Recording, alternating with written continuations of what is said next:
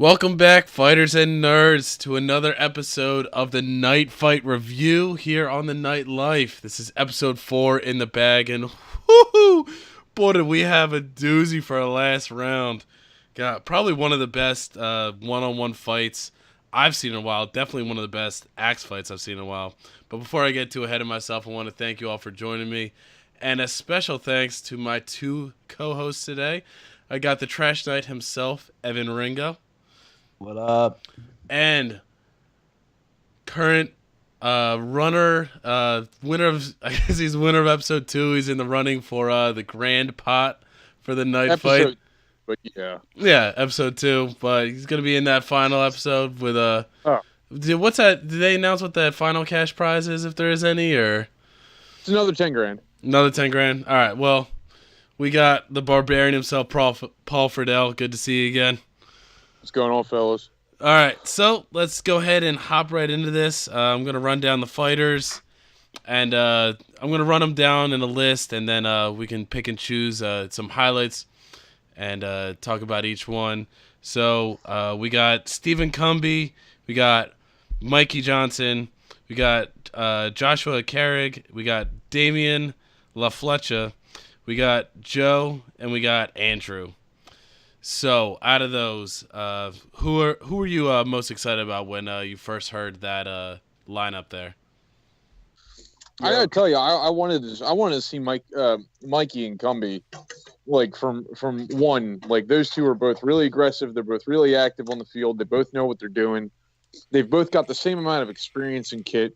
They do real work on a melee field. I wanted to see what they did in this episode, and they did some shit. Holy hell, did they do some work? Yeah, I'm with Paul. Two great fighters and very distinct styles. And honestly, Damien, he's been around for a while. He's a good fighter with some good melee experience, but he's never been able to step it up to that next level.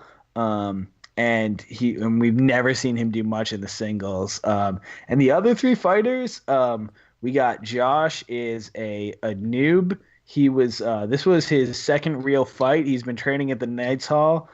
He's a musician. Most people know him by Maestro Morte. That's where you'll find him on Facebook. He'd been training with us for maybe a year and a half, but he hadn't. This was his second time fighting in armor, not just like at the hall doing stuff. And one thing I want to talk about him real quick. This is most of us get into armor because we want to prove ourselves, because we love violence, we love fighting. You know, we got a little bit of sadism we want to take out, something like that. This dude hates fighting. He hates it.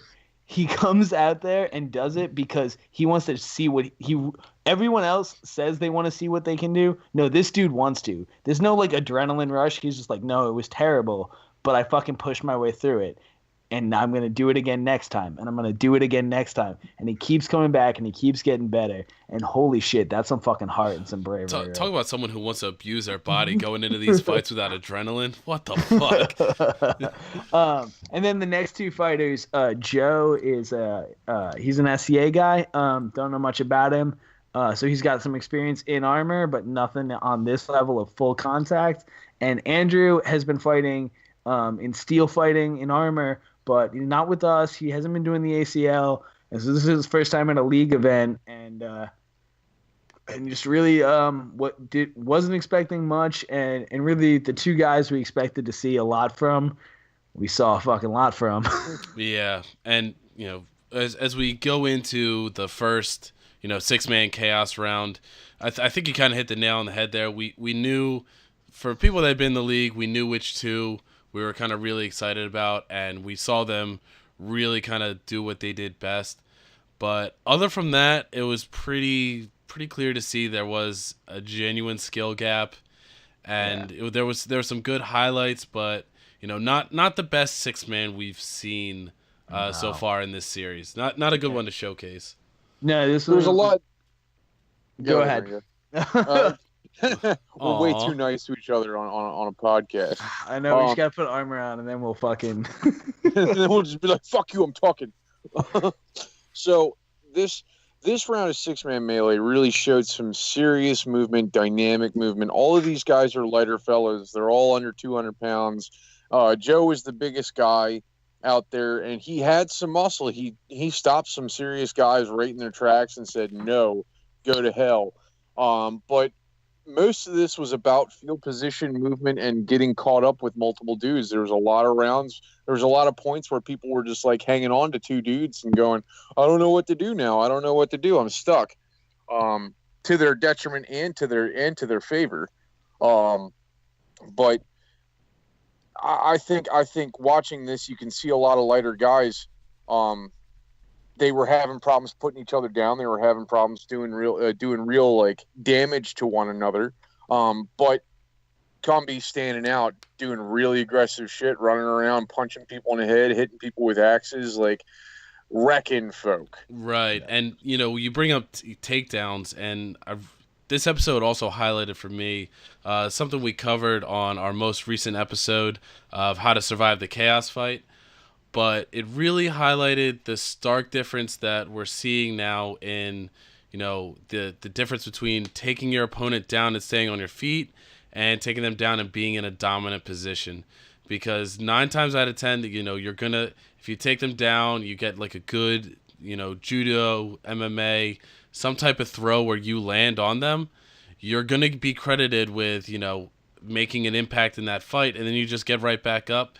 And it's something, we're seeing work. So I'm curious to see if that's going to be something that a lot of, the Knights Hall, the new school down in Dallas, Josh's gym in Washington, if they start training for more takedowns for both fighters going down to the ground.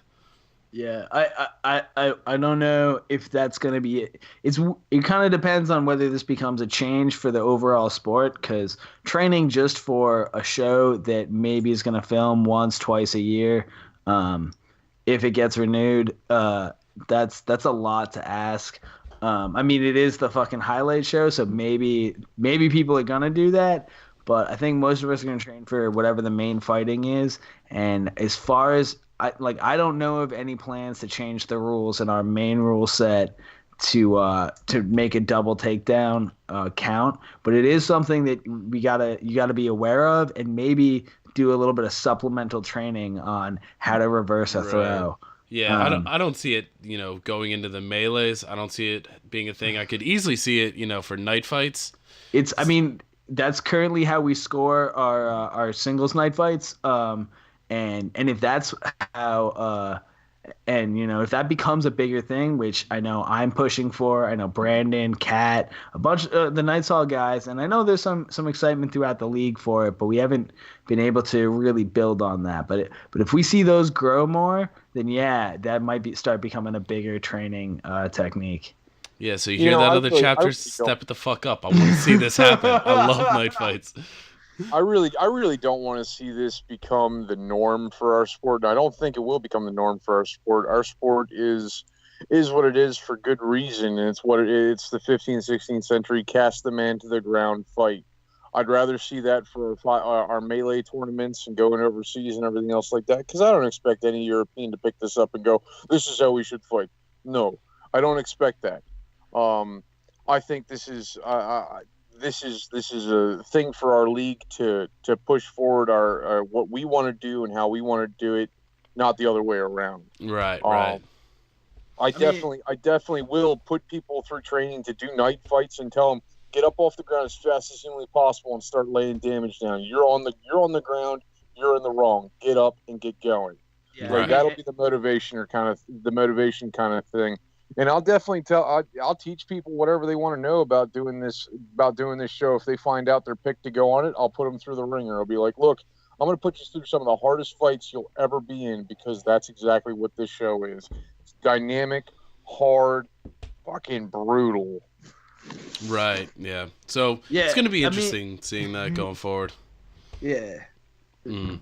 It's definitely like it's a different dynamic with being able to pop back up, and that's the real difference. I think we see a couple of guys go down and pop themselves back up, Combi for example, and that really sets them apart.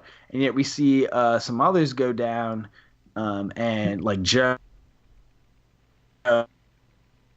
for a while, and I think that's one of the things that so the three who get the nods were Comby, Michael, and Damien, who had a great first round, three takedowns with some great cross checks, great field awareness on his part, and some bad field awareness on some other fighters, and so those three advanced, and then in that final round, Andrew was the one to get through, and I think a lot of that came to he was the one who got up at the end. He was the one who kept fighting because that's very true. That last heat, there's no other word for it. It was ugly. It was just not a great fight. Yeah, it really is true. And I don't think we really need to spend much time on it. Everyone that advanced to the Andrew came out of that round because he was the last one standing at the end of the round. Right. Yeah, agreed. Yeah, everyone that should have went on, the judges made the right call. But moving on to the historical round, we had the Normans and the Saxons. So the split up for the teams were Comby and Mikey versus Andrew and Damien. I really like this split up of the fighters. I feel like this made for probably the best fight that we would see. Yeah, I think the split was really good. You have, I mean, everyone on that field is fast and dynamic, but you have the two guys who really, that was their thing in the first round. Damien, he didn't swing once. He just ran around, and pretty much all of Andrew's takedowns came from running, grabbing, making a move, and getting out, versus Mikey stayed out, picked some targets, tried to be tactical, and Comby just went in and fucking dropped bombs. Yeah. So you have your movement team, and then you have your aggression tactical team. Right. So yeah, I definitely like this split. It's nice. They are randomized. I've heard a bunch of people being like, they're definitely picking to put these people because they want someone to get through. No, they're randomized. We draw cards from a fucking deck, dude, and we all see what we have. There's no fucking way to stack it. So yeah. So they picked him, and this one turned out great. I loved this. I love the way this went. Yeah, and it's something. When they split up the teams. I was really the thing that I really wanted to see out of Damien, because he's been in the league for so long. He's the one in this match that had the most experience coming in. Yeah, hands down. But it was I really wanted to see him evolve as a fighter, because like you said, he just runs around but he doesn't really strike a lot. And he's extremely one note. Yeah, he's extremely one note. It's really a shame, because I feel like the league has kind of grown to the point where it almost surpassed them, and I was really hoping we could really see an aggression and a level of offensive output through his weapon in this next series. But we'll get into it. But unfortunately, he's still a little too one note, and he's still just too much a running arrow. He needs to be able to drop them bombs. I mean, he like. I will say for this, it's not quite one note. He's a two trick pony, and maybe even a 3-trick pony. Like, he can run, and he's got some slick moves where if you haven't fought him before, he'll do a couple of little trips, a little jukes that can catch a lot of fighters off guard if they haven't seen him. The problem is, at this point, most experienced fighters have seen him, so they don't work anymore. And he'll take a beating. He's one of the dudes who you can just fucking swing on, and he'll eat it until you're tired. But if that's all you're doing, if you're just taking a beating, I mean, all you did is take a fucking beating. You can't win a fight by taking punches. Yeah. So moving into round 2, right off the bat, something that was very interesting, and I'm curious if they keep going forward with this. I kind of hope they do. But we saw Andre step in and kind of see a safety concern right away, and made Mikey change, or pretty much cut off a good bit of his half because he brought up the concern that if he dropped his shield, he could use this as a two-hander, and with the current armor set, it would have been pretty unsafe. But and we saw it later in the third round as well, where he inserted himself again when they were doing their armoring phase. But it was good to see a little more judge to fighter interaction, which I know they were kind of barred from, but even just a little like more human interaction with these fighters, it was really good to see. Yeah, I mean, the judges were not allowed to talk to the fighters offset, but this sort of formal between fighters and judged, like, that was nice. I actually, would like to see the other judges get in there too, because a lot of us have history with Andre, but we don't know Jay or John really that well. So them coming in, asking us a couple questions about how we fight, or in showing us some stuff. Like, John's got a wealth of martial arts backgrounds, and if he could show us some historical techniques and stuff, that'd have been really That'd cool. Be awesome. But yeah, I was both seeing Andre come in was cool. Seeing him interact with the fighters was great. What wasn't cool from a viewer perspective was the removal of a two-handed weapon, because two-handed weapons in a melee fight are brutal. They look so cool. So as soon as that dropped, I'm like, oh, this fight's gonna be a little bit lamer now. But the part of me that loves my friends and doesn't want to see them get hurt, the part of me that believes in safety, this was the right call. Just from there's a little bit of me that went, oh man. Like, right, so, and that little part of you can get fucked for real. Guess what? They had chainmail and a spinal protector on, which they really should have put the spinal protector underneath of the chainmail. But hey, that's just God. Me. Yeah. But just chainmail and a jacket is no good to get hit with a two-handed weapon. I fought with chainmail and a deer pelt across my back, and single-handed weapons weren't the greatest feeling neither. I'll tell you that right now. No, fuck no, man. Like I would not want to get hit with anything with just chain on, but I wasn't out there. so from my couch, I was real disappointed. You can be disappointed. I like my buddies not having blasted ribs. Yeah, it's and it's one of those things where when you break down the comments of the chaos round, 42% of all the comments are from two-handed hits. So when you take out a two-hander in these historical rounds, it's kind of no surprise that at least I'm curious to see what the public thinks about it. But I know we're kind of cringing at it. It was like, all right, this is a little boring, but it's easy to see what they know that people want to see two-handed hits, but the armor set really can't allow two-handers. So I'm curious, going forward, if a second season's picked up, hopefully, crossing our fingers, but if they start to, change some of the scenarios so that they can allow these two-handers. Yeah, that would be dope. Hopefully we see some more with that. Yeah. But going into round two, some things of note in round two was, we wanted to see it in the Roman episode. We didn't. We want to see it in a few other episodes, and we didn't. But we finally saw like a genuine shield wall develop, nice. And it wasn't. They didn't really keep it for that long, but I mean, it was awesome to see it at least, and it did have some tactical advantages. They were able to use it. I thought even when they broke the shield wall, between Mikey and Cumby, they did a great job protecting each other's backs. Like when they split, someone. Damien would start to run in, Mikey would pick him up, so then when Andrew would break free, Cumby would pick him up, and they would do a good job actually watching each other's backs.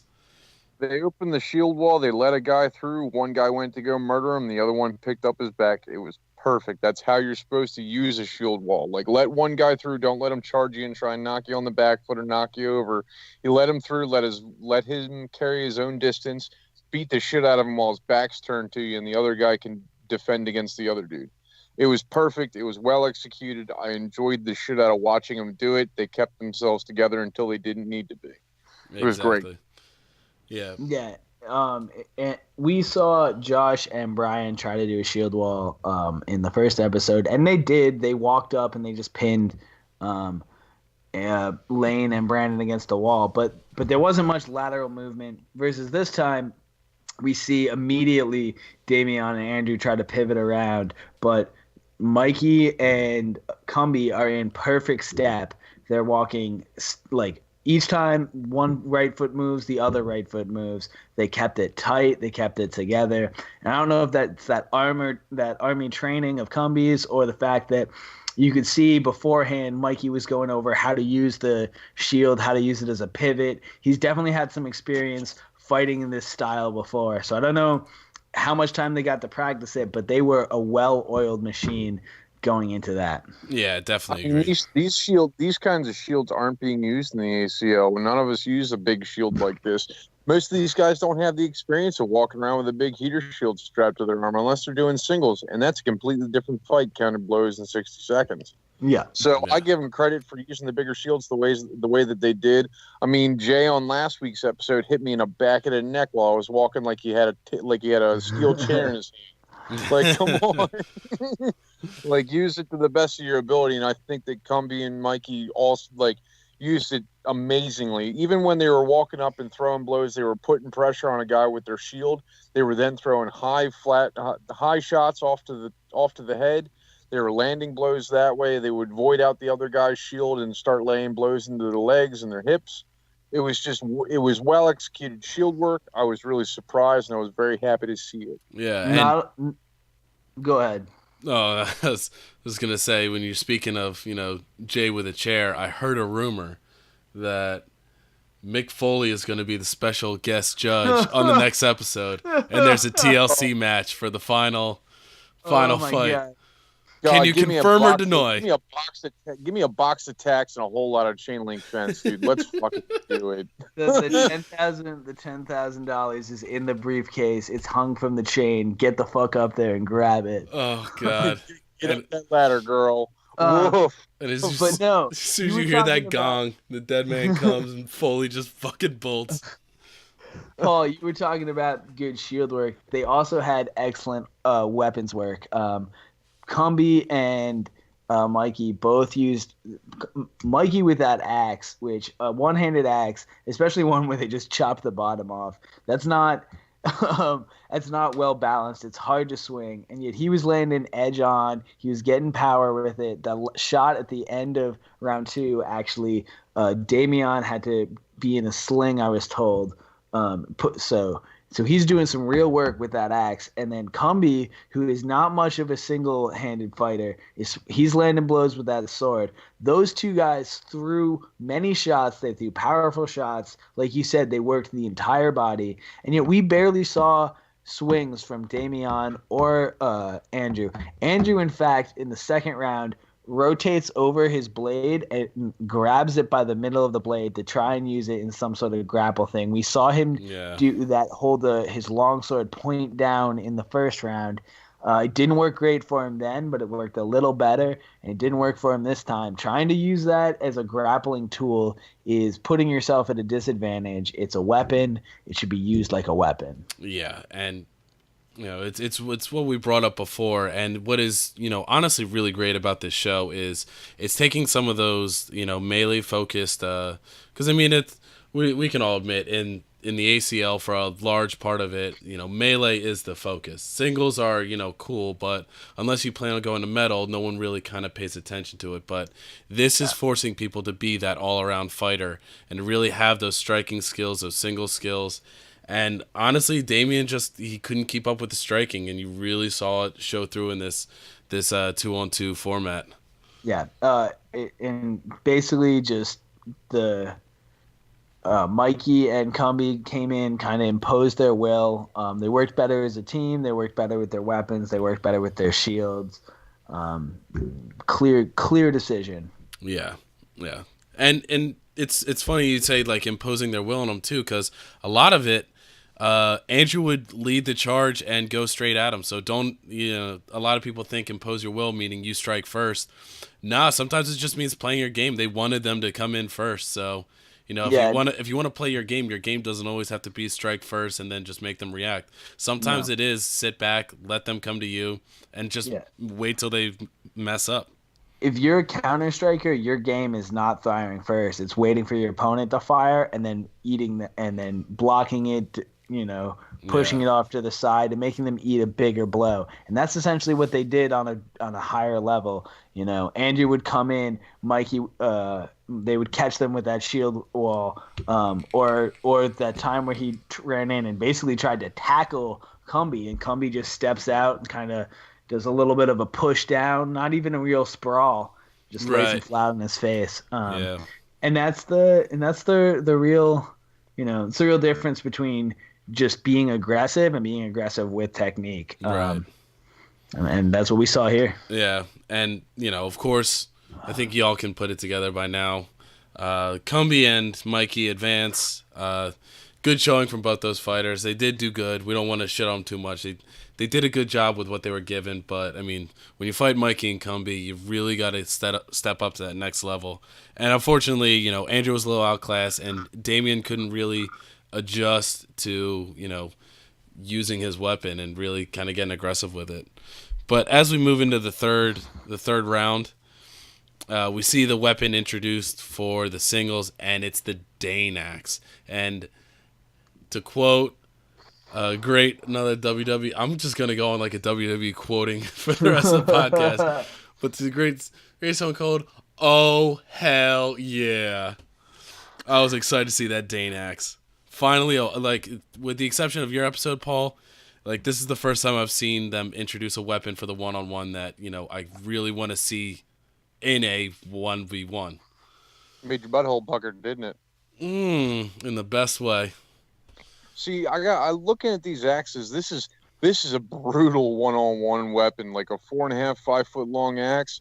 You think about two guys going in a ring with those things. People sit down from one shot from these things, and they're going to be 90 seconds around with these things, and they're 2 rounds. This is gnarly as hell. And when the judges picked up those axes and they're talking about them and everything, and John Clemens picks it up, I realized immediately, John Clemens has never had to fight somebody with these kind of two-handed axes. He has never fought a man to submission, because the way he held it, I'm like, oh, come on, fella. But no offense to John. He's got a lot of technique. He knows a lot. I think he needs to put on a suit and fight somebody and give it a go, and then he can really put it in his head. Me and him had some conversations after all the episodes, and it was just. Yeah. He respects it, but I think he needs to have a better idea if he's going to keep judging and everything else like that. Just a thought process. Yeah, and I could see how his training kind of, I don't want to say contradicted, but I think he caught himself by saying, "Oh wait, I can't do that," because when he did show how you can use the beard side of the axe to hook, and then he was gonna say then you could hook and then give a stab with the other end. He was like, "No, wait, you can't do that." So he quickly said, "And get another strike in." So if anyone thinks he doesn't know what he's doing, he does know, but he is, like a lot of these new fighters, he's adjusting to this rule set as well. I mean, most of the stuff he studied comes out of books specifically designed for not even war fighting, mostly designed for one-on-one fighting. There's a bunch of it that's designed for actual melee combat in war, but most of it's designed for weird judicial duels or fighting in the streets. And then there's some later stuff, period stuff, but a lot of the later stuff was actually designed, from what we can tell, is people basically hired old teachers and were like, "Hey, we kind of want to know what people did 100 years ago. Put together books for us." Yeah. But what we do is tourney fighting, which was their sport. We're doing literally medieval sports. Right. So yeah, a lot of Clemens stuff. He's trying to be like, "Oh right." It's like if someone were to be like, yeah, and then you shoot on them in MMA, and then you jab them in the eye with your thumb. Oh, yeah. Right. That's not a valid technique. Yeah, it's like being a defensive lineman in the NFL under the old system, and now trying to do these. I'm gonna go on a separate rant. That's a separate podcast right there. Yeah, no, totally sports ball. I know, wrong crowd. Got it. Nash, if you're listening, what's up? But So going in before the rounds even started, like we said in when Andre stepped in to adjust for the two-handed axe, we see him again go in and start to talk with some of the two fighters about kind of their game plan and almost do like a sideline report, which of course, the channel who's all about like sideline reporting and all that. I'm nerding out. I'm like, hell yeah, that's a fucking great idea. And hey, History Channel, if you can't let the judges interact with them, and you got to keep some separation, but you need an impartial third party to go interview some fighters. I don't know. There might be someone with a little knowledge of some of these fighters. You can, hint, hint, wink, wink, hire me. But yeah, so what was your guys' thoughts on getting to know the fighters before, especially the one-on, like we're down to one-on-one, we're investing in these two and like kind of getting a feel for them. I loved it. This is, I think, a much better format for the viewer. It's one of the things that we're seeing them evolve. The first couple episodes were pretty much fight, fight, fight. And we'd see a little bit in the interviews, but no, now we're seeing some interaction, especially interaction with a guy they know. Everybody knows Andre. So that was cool. I liked that. We get to know Andre a little bit better. So these guys get to become real. They get to become people. Because that's the thing. At the end of the day, we're not just fucking suits of armor. There's people under there. And I'm a big reality, show nerd. I used to watch all the reality shows, and I loved the moments where you get to see the person, because their success and their failure just hits you so much harder. But I'm into that stupid drama stuff. So right. So it worked for me, and I really hope we see more of it. It seems like history is trying new stuff out and experimenting, and I really hope they like this experiment. Right. Yeah, and I like it too. But on a side note, happy birthday, Andre! Today's his birthday. Oh yeah, that's right. Yeah, happy birthday, Captain America. Happy birthday, boss. I definitely feel like it's the fact that there's not a whole lot of animosity between all the fighters that are involved with the show, that the production team really has to like. They're not really trying for drama, and they don't really need to try for the drama because the fighting speaks for itself. But I mean, last episode when they were talking about me and Brandon having history of like Brandon winning medals over top of me and stuff like that, like they played that up, and they're gonna use that in whatever way, shape, and form they can. And God love them for doing it. They're trying to make everything a lot more interesting, and they do. I enjoyed seeing Andre going in and talking with people. I mean, he came over and talked to me during my episode and everything like that. They never showed a bit of it. Okay. Yeah, that's the thing that we're seeing them. There's a bunch of stuff that we don't see that gets left on the cutting room floor because they're trying to squeeze in so much fucking content into these. I mean, just the fighting alone could take a good, between all the angles and the replays, that could be a good half hour of content just there. And then you want to add in the interviews. Oh, you want to add in interviews with 6 fighters. Oh, now we got to have the judges talking. Oh, we're building armor too. Oh, this on top of this on top of that. There's a lot of content in that show. So we're seeing them. They're trying to figure out what they want to use, what they want to leave. And I think right now what they're really trying to do is figure out the format. I still think they're not sure what the best format is, and they're trying new stuff. But maybe they're just going, this episode was stronger on personality and other episodes weren't. I don't know. We can't tell what the producers are making on that decision. But I definitely this direction personally I like. I hope we see more of it. Yeah, definitely agree with that. So we got Andre talking with them, and so then finally we break down into round 1, and from the get-go we kind of established that Combi is the bigger guy, the stronger guy, and he wants to make this a genuine axe fight and like a slugfest. Mikey, on the other hand, he is, like, by definition, he is that smaller lightweight that is going to run around, and he's going to play the defense game. And, before we get too into it, like, this ended up being probably one of the best. Like, if you are a smaller guy and you're looking of how can I play the defense game and, possibly win, Mikey showed it to you this match. Yeah, Mikey fought great. And one of the things that's interesting is that their style clash here. Mikey is a counter puncher. Mikey's a tactical fighter. He wants to stay outside, catch some blocks, land some shots, and then use his speed to try and catch a couple more on that exit. Combi, on the other hand, likes to walk into the pocket and throw.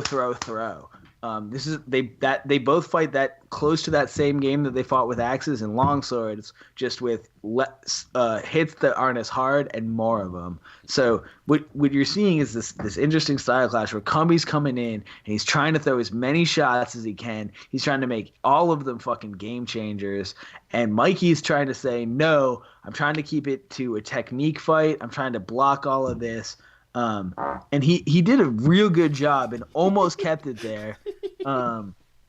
Yo, you laughing at my farts? Fuck you. Was that that was a chair? I'm not even gonna deign that. Okay, get past that. I'm like technically 3 years old. You expect me to some gas between the hand flaps and I'm supposed to not laugh? Come on, that's fucked up. Yeah, we're professionals. We're fucking professionals. Anyway. God help me. Ooh, professional ass fart. So it's this style clash where Comey wants to get in the pocket. He wants to throw these big heavy blows, change the fight. Mikey's trying to let him in. For the most part, Mikey did well. The problem with playing that counterpunch style with axes, playing that defensive style, is you have to block all of them. You have to take something off of every shot because any one shot could be the game changer. And we saw that. Mikey takes one to the inside of his thigh early in that first round, and he's not the same since. He hobbles back out and he's limping the rest of the fight. And really, he never gets to recover from that one shot. And if he had been a little bit more aggressive, when he charged in, he would charge in and then he'd back out. He would throw maybe a punch or two and then get back out of the pocket because he didn't want to be in close.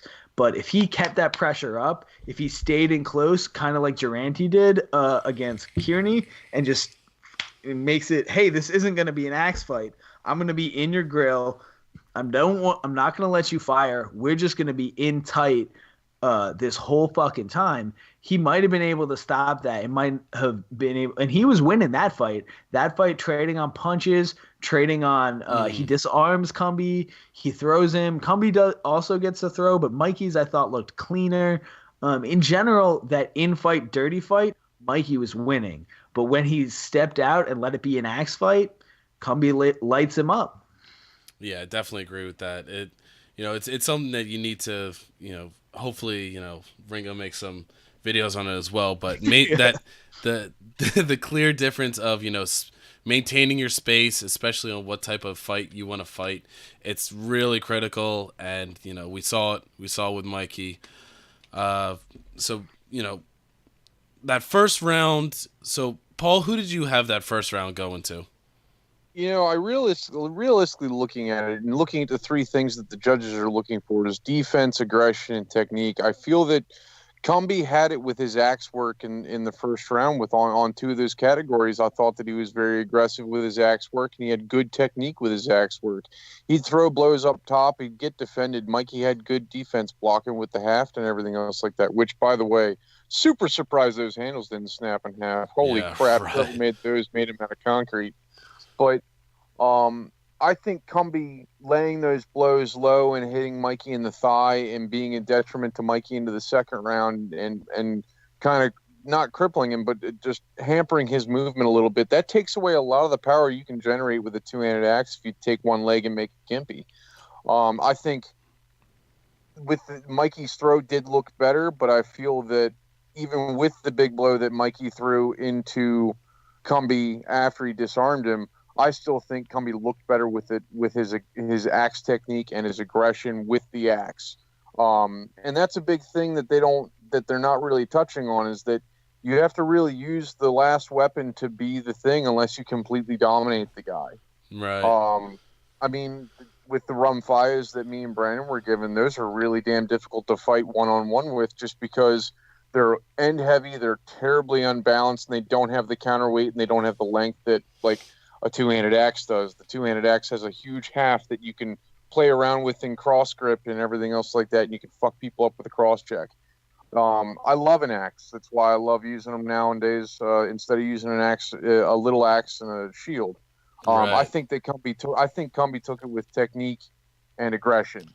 Right. Yeah. It was a toss up for me. I had it might just be also because a little bit of small man complex. I was kind of rooting for him too, but I thought he did a great job counter punching and really, Cumbie did land those strikes that just really fucking hurt him. But overall, I gave that round to Mikey on that one. Yeah, So yeah, yeah, I was with you. Overall, I actually had Mikey on the pick. But I did outline a couple of things I thought he could have done better. But overall, he mixed up more. He did more things. But like Paul said, and I think uh, Cumby used the X more and he used it better. But so I don't know. My personal takeaway was Mikey, but yeah. I mean, we assume if you're listening, you know who won. So the judges obviously disagree with me and Ben. So Yeah, and not to say that it was that clear. Like at that point, it was if we're doing a UFC fight, it's not a unanimous decision. This is split decision, yeah, easily. clearly, Yeah, clearly. easy. I mean, Uh, and this second round was more of the same. You know, Cumby didn't get that same big shot, but he did land. He landed more shots to the leg. He got Mikey to buy on some more fakes, and he actually threw a couple shots, and one in particular that when Mikey went to block, he caught it on his hand, and you saw Mikey's hand come off, shaking his gauntlet. And later on, we see him with two splinted fingers, probably broken. So that's part of it is that Mikey had the D, but it was a little sloppy in the second round. I mean, uh, we saw both of them get a little sloppier because they were tired, but it seemed like Cumby held a little bit more. He was striking a little bit more, but I mean, Mikey stayed in there. He threw more punches. Overall, total strikes. I think Mikey had more total strikes, but uh, at the end of the day, Cumbies were with the axe, and he had that big one. And I think that's what to me, I gave it to Mikey, but I think the judges yeah, really it was due to that big strike. yeah, and it was something interesting because even I was looking at the clock as that round was going. It was past 11 o'clock when they finally made their decision. So I don't know. I also might have been a little bit on delay, but you saw it at the end. Uh, all the judges did not really talk to the fighters afterwards. It was pretty much okay. Knights bring it in, Cumby you win, and good night. Roll credits. So Yeah, I'm sure that there was a lot of deliberation that went before that decision that they just ran out of airtime because there was a lot, like you said before, Ringo. There's a lot they cover in this episode. yeah. It was really surprising how fast they went to that. But I mean, part of that also, Forged and Fire went 3 minutes over. That's true too. Yeah. So I might be part of that. I don't know, but yeah, they really rushed that ending this week, and I was very surprised by it. Because I thought this was the closest fight they've had so far. Yeah. Yeah. It was a damn good fight. Yeah. So looking forward, we got our 4 now in the bag. Congratulations to Cumby. You definitely deserve it. It's great to see you come out with that 10K. And Mikey, great job. I hope you enjoy your new. You can use that money to pay off that rent and kind of get that new digs in New Hampshire set up. He's going through it right now. But congratulations to. I know he didn't win. I'm sorry, man. It's getting late. It's getting late. Yeah, it's getting late, boys. Yeah, But this is yeah, our second time recording this. So, I know, right? Yeah. You're going to run into a few mistakes. But congratulations to both the fighters. You proved that well. Everyone on that episode, congratulations. You looked good. Want to thank... Let's take a second to offer our condolences to Damien, whose father passed today. Yeah. It's truly tragic. Found out earlier today that Damien's father passed. There's really no words for it. It's never easy when a son loses his father. So, Nothing but love for you, buddy. Hope everything is well for you. Hope your family, huddles around you in this time. Yeah. Yeah, but to bring it around on a more positive note, thank you all for tuning in. Really appreciate everyone tuning in for another breakdown of the night fight on the nightlife. That's a mouthful, but again, thank you. Say that 10 times fast. What's that? I want you to say that 10 times fast. You won't be able to. I'll give you 2 and then an angry stomp off. That's what you're good at, little man. Mm-hmm. You know it. Mm-hmm. Girl. Mm. So to bring it home, I want to thank you both for stopping by. If you want to catch the barbarian Paul Friedel, he's on his quest for what is it? How many likes you need before you give out that shield? We went with 12, but they had 1,200, but they had to do that by like 9:30 before the episode came out. I'm gonna do some more giveaways and stuff, but I'm also gonna be doing some videos talking about how to carry ourselves as warriors and the warrior spirit, and how to like really progress in this, how to have the right mindset to progress in this sport and any kind of combat sport that you're really looking at. Right. It requires a certain amount of mental toughness and the real kind of focus that you need to have to do violence onto another man and still be friends with him afterwards. I mean, I can't wait to tune into that. I know everyone tuning in would love to just hear you keep talking about fighting. It's going to be great. So we're going to link that in the description below. Ringo, you can catch him Saturdays. He'll be doing some in-depth analysis. We're going to start to tackling a lot of these winners and really kind of dive into their past, look at their previous fights, check out their techniques, and why don't you tell them a little bit about what you want to cover with these fight breakdowns?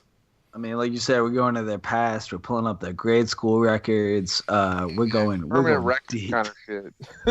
No, I'm gonna break down. I'm gonna try to collect some footage, break down what these guys are known for on the field. What they usually play, how they're used, signature move type shit, what they're known for, how they fight singles. We're also going to talk about some weaknesses too, so that people hopefully will get all of these done before the finale, so that people can have some idea going in, that they can start to make some guesses on who they think is going to win. So yeah, it's basically we're just going to give a little stats breakdown. I guess not stats because I don't have good stats on fighters yet. But it's a work in progress. Yeah, we're gonna give you a breakdown of fighter techniques and what they're about, and try to sort of just let you have an understanding of who these guys are on the field. So that going into the final episode, you are a little bit more knowledgeable. You know what you're looking for. And hopefully that will be cool. And we're all looking forward to that. That's going to be some great content. If you're sticking around this far, I really do appreciate it. Looking forward. I know this weekend we got a lot of events in the ACL. We're going to have Love Hurts up at the Knights Hall. We're going to be trying to stream that for you. So if you want to tune in Saturday night, should be about 7 o'clock Eastern. Should be going. 7:30 is kickoff, but we'll probably be streaming a little before then, unless shit goes wrong. All right, what could go wrong? Yeah. And I've never had technical issues. I know, right? And during the day, we're gonna try and get it set up, but there's gonna be a 3-way chapter meet in the Kansas City region, so we're looking forward to trying to cover that. And also, there's gonna be if you're on the West Coast, Battle of the Roses is gonna be this weekend, so. If you haven't talked to Miranda yet, go ahead and register, because I can already hear it already that she's raging that you haven't signed that form yet. So don't make that lovely lady's life hard. Sign the damn form. Yeah, or go show up and watch, because we need fans. Yeah, that's very true. Get it. So we're gonna leave a bunch of links in the description for some schools that you can fight in, some links to join the Armored Combat League, and of course we just want to thank you all for tuning in. On behalf of all of us here. So we'll catch you next Thursday for the Night Fight Episode 5 breakdown. Until then, thank you for watching and have a good one. Peace. Stay safe.